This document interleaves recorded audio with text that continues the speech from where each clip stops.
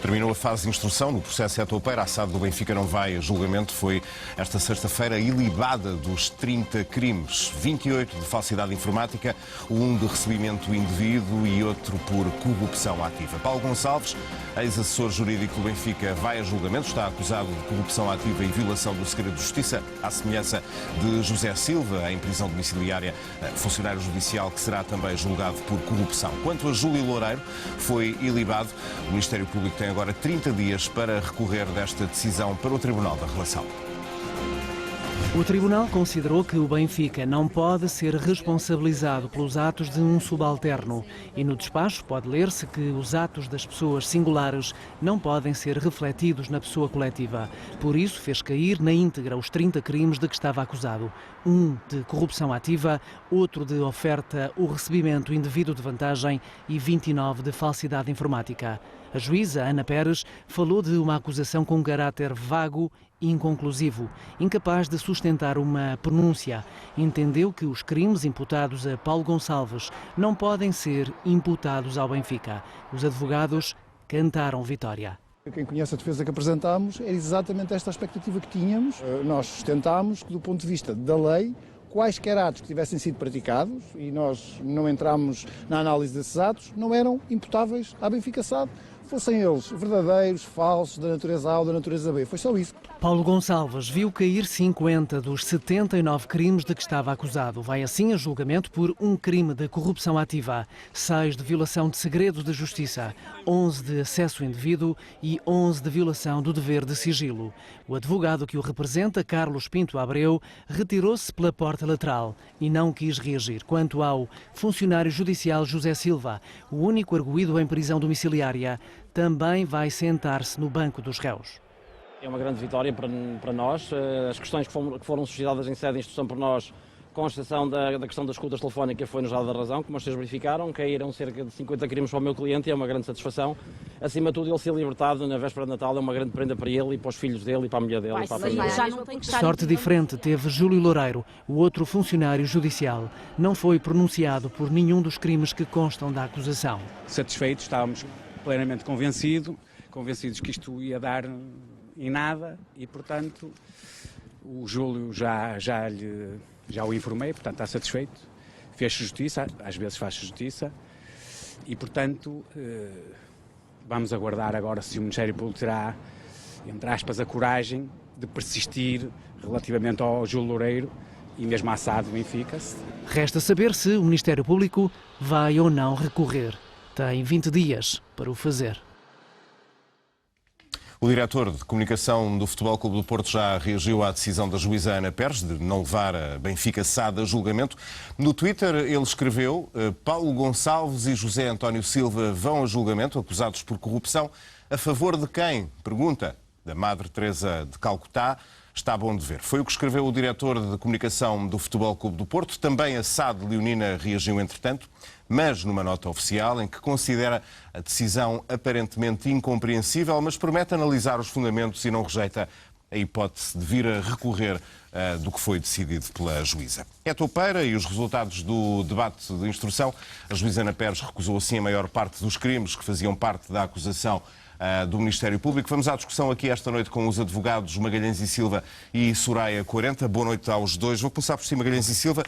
Nós sabemos que o senhor chegou a dizer que era difícil que algum dia a Justiça fizesse a ligação entre a SAD do Benfica e estes crimes. A sua frase na altura foi: não há ponta por onde se lhe pegue. E aqui chegados, a verdade é que estava certo. Mas também convenhamos que entre a alegação do Ministério Público de que as provas são cristalinas, foi o que o Procurador escreveu, até à falta de indícios manifestada hoje pelo Tribunal, vai uma grande distância. Vai, sabe, porque as provas cristalinas tinham que ser de duas linhas. Ou havia factos que permitiam concluir que o Dr. Paulo Gonçalves tinha no Benfica uma posição de liderança que lhe permitia controlar a atividade da SAD, e aí a atividade dele refletia sobre o Benfica e o Benfica podia ser acusado porque os atos dele podiam ser imputados ao Benfica, ou tinha passado para a acusação aquilo que antecede o despacho da acusação. Vale a pena lembrar que na parte inicial do despacho da acusação e antes da acusação ser formulada, o Ministério Público dá nota de que o presidente da SAD tinha conhecimento de todos estes factos, tinha autorizado as dádivas aos funcionários e sabia a que é que se destinava.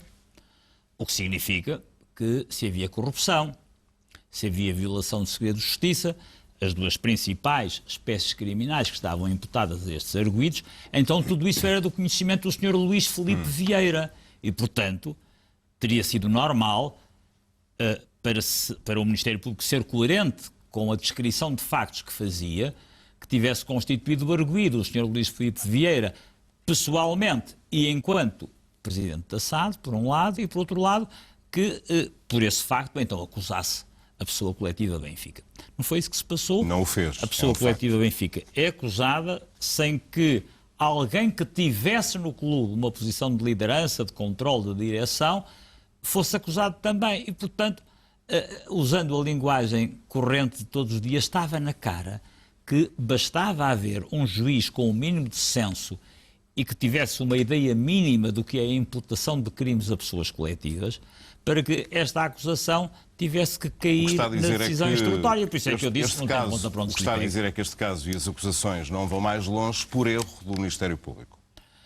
Sabe, eu não sou capaz de lhe dizer isso assim, porque eu precisaria de conhecer os factos a partir dos quais o Ministério Público concluiu que o Sr. Luís Filipe Vieira tinha conhecimento de toda esta tramóia para poder concluir assim, porque não é a primeira e não será seguramente a última vez que se vêem afirmações conclusivas, como é o caso do Ministério Público, dizendo concluo daqui que fulano sabia isto, aquilo e aquilo outro, e depois vamos procurar no processo, procuramos e diz, mas de onde é que vem esta conclusão? Não está cá. Ora bem, eu não sei se neste processo é toupeira estão evidenciados factos dos quais, com naturalidade, se possa dizer, alto lá, o Luís Filipe Vieira sabia desta tramóia toda, não faço ideia. E não podemos afirmar isso. Não sei, efetivamente, se há um erro de acusação nesse sentido, ou se há um erro de acusação no sentido de, antes de se formular a acusação, fazerem-se afirmações sobre o Presidente do Benfica, que não tinham nos autos nenhum fundamento. Não sei, nem uma coisa nem outra. Sei é que não foi acusado. E não tendo sido acusado, efetivamente, isto tinha que ir por água abaixo, porque o Paulo Gonçalves era assessor, ao que se vê da acusação, era assessor do Presidente da SAD, não tinha efetivamente uma posição de controle sobre a atividade do Benfica. Doutora, daquilo que o Tribunal leu hoje, percebeu como é que a juíza de instrução dissociou aqui Paulo Gonçalves do Benfica? Bom, lá está. Daquilo que se pode perceber do que sai, realmente aqui tendo a concordar com o Dr. Magalhães e Silva, que é, primeiro temos uma acusação que contra a entidade Benfica SAD não está consolidada por falta de um substrato humano que suporte ir mais além contra o ente público. Quanto à dissociação que é feita, a verdade é que nós temos visto, desde o início do processo, ou pelo menos desde que começámos a ter notícias sobre o processo, que há sempre uma demarcação do Benfica, ou da Benfica SAD, e do próprio Paulo Gonçalves, que,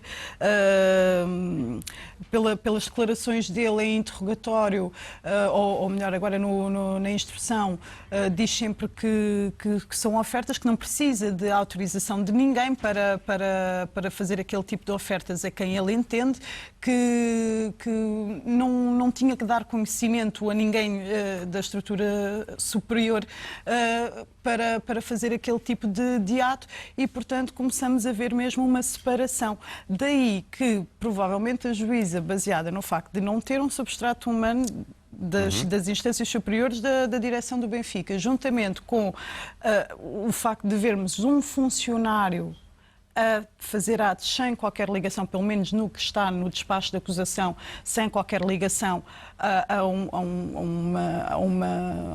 uma esfera de direção, então aí ela tem encarado isto, sim, como um ato de funcionário isolado e não a mando, digamos assim, da própria estrutura da Benfica SAD. Ainda assim, e apesar disso, Magalhães e Silva, é verdade que a juíza recusou essa ligação entre Paulo Gonçalves e o Benfica e afirmou que os atos das pessoas singulares não podem ser refletidos na pessoa coletiva. Mas disse também que o facto de não poder ser imputado o ato criminal ao Benfica não significa que não lhe possa acatar outra responsabilidade que não a criminal. Que análise é que um tribunal está a fazer quando diz isto exatamente? Pode estar a referir-se a dois tipos de responsabilidade. Ter havido prejuízos para alguém que possam ser imputáveis ao Benfica se considerar que Paulo Gonçalves era alguém que atuava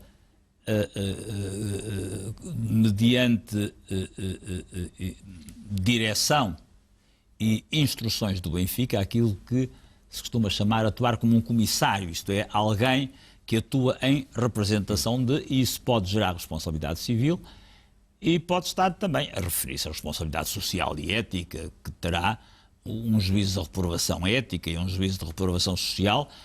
Não estou a ver outras formas de responsabilidade. E para que é que serve essa análise? Responsabilidade civil, responsabilidade ética e responsabilidade criminal. Para que é que serve essa análise do Tribunal se há uma absolvição? É que são considerações dos juízes, muitas vezes até são considerações subjetivas.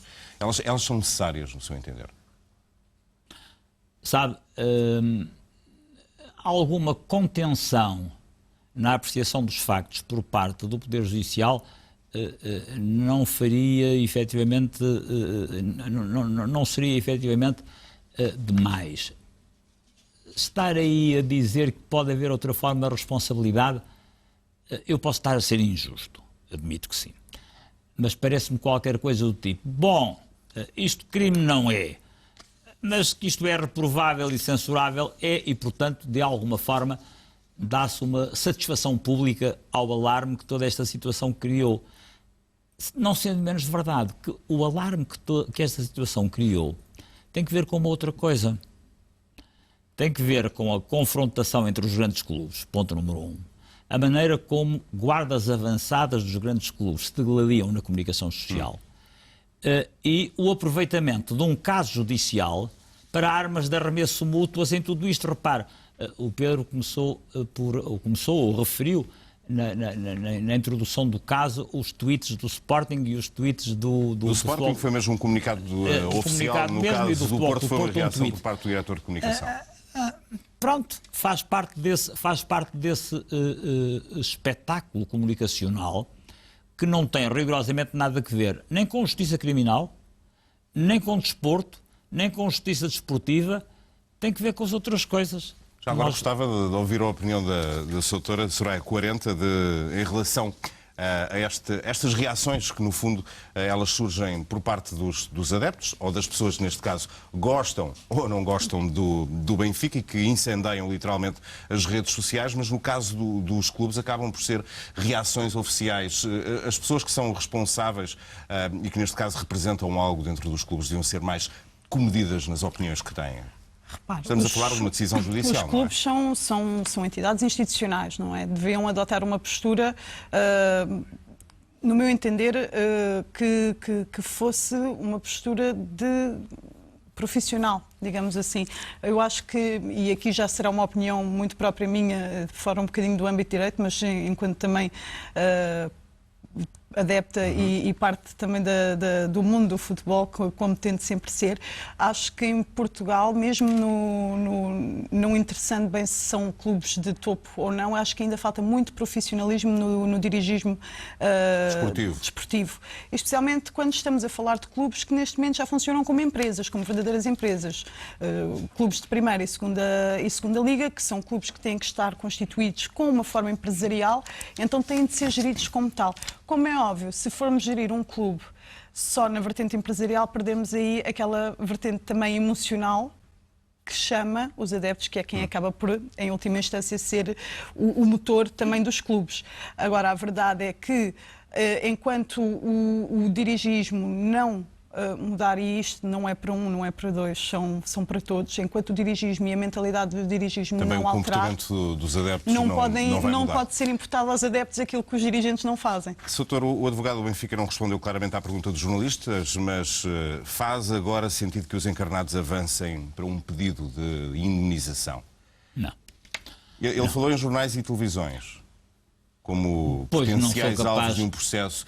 Não sou capaz. Se o fizerem, podem não alegar que argumentos? Danos de imagem, por exemplo? Pode, mas repara, eu não conheço, e faço gala de não conhecer suficientemente, tudo o que tenha sido publicado relativamente a esta matéria, o que tenha sido difundido por outras formas de comunicação social, para saber se efetivamente foram ultrapassados limites que justifiquem um dano de imagem indemnizável por parte do Benfica. Ou se tudo aquilo que foi dito, seja na comunicação social escrita, seja na televisão, seja na rádio, não foi mais do que ir glosando, ir comentando, ir falando sobre aquilo que estava a acontecer.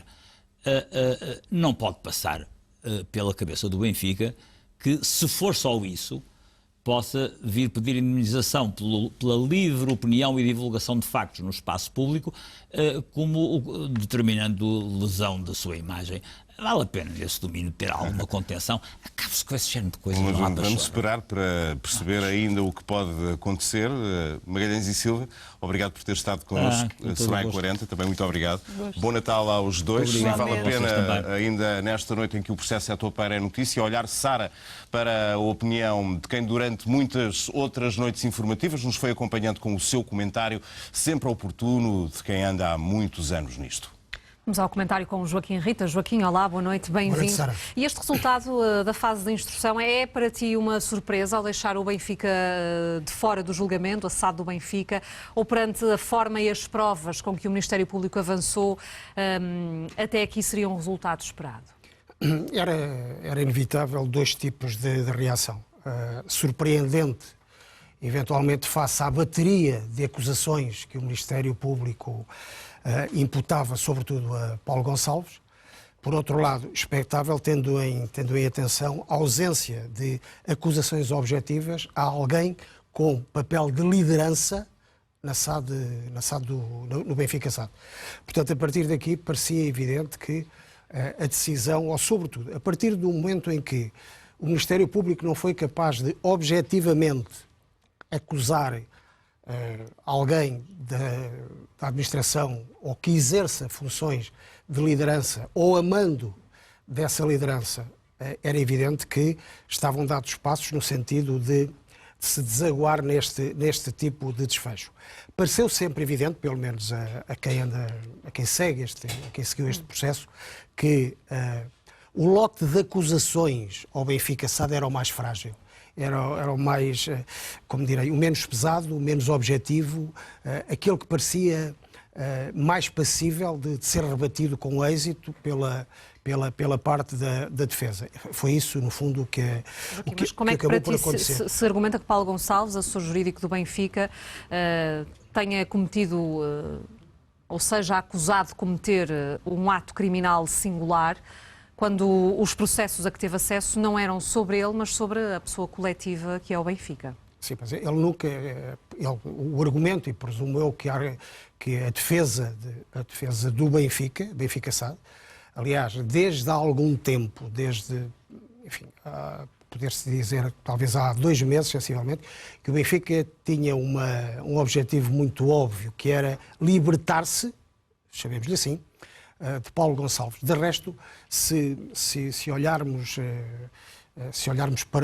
para uma entrevista dada por Luís Filipe Vieira à TVI em 30 de outubro, se a memória não me falha, ele dizia o Benfica é o Benfica, Paulo Gonçalves é outra coisa, não tem nada a ver com o Benfica. Portanto, era a separação objetiva, no sentido de não veicular para o Benfica, de não transferir para o Benfica o mínimo que fosse, o mínimo resquício que fosse, da atuação de Paulo Gonçalves enquanto agente corruptor, eventualmente, de funcionários do Ministério da Justiça. E aqui, para lá deste processo em topeira, há um outro aspecto que não deixa de ser relevante, e que vamos ver quais são os passos seguintes, que tem a ver com a Justiça no Ministério da Justiça. Uma coisa é este processo que diz respeito a Topeira, outra coisa é aquilo que foi feito de intromissão, de abuso, etc., em relação ao Ministério da Justiça. Mas esse é um processo com o qual o Benfica não tem rigorosamente nada a ver. E agora, como é que, no teu entender, deve ser daqui em diante a relação entre Benfica e Paulo Gonçalves? Já aqui frisaste essa divisão que foi feita entre um lado e outro, e a partir de agora, depois de tomar esta decisão na fase instrutória? Dentro dessa separação, desse, chamemos-lhe, divórcio aparente, pelo menos, porque creio que Paulo Gonçalves deixou de ser funcionário do Benfica em meados de setembro, portanto, digamos que a ruptura, chamemos-lhe assim, aconteceu em meados de setembro, mas, posteriormente, já Paulo Gonçalves foi visto a colaborar, ou pelo menos junto de Luís Filipe Vieira e do empresário de Sálvio, no sentido de, eventualmente, ajudar na renovação do argentino em relação ao Benfica. Portanto, digamos que, oficialmente, houve uma ruptura, houve uma separação, houve um divórcio, creio que em meados de setembro. Agora, aquilo que se provou posteriormente foi que Paulo Gonçalves, pelo menos, se não foi por uma questão de mera simpatia para tomar café, participou numa reunião com o Luís Filipe Vieira e com o empresário de Sálvio, no sentido de poder enfim, dar algum contributo na renovação do jogador argentino. Portanto, uma expectativa também ao que poderá ainda surgir nos próximos tempos. Joaquim Rito, obrigada pela tua análise.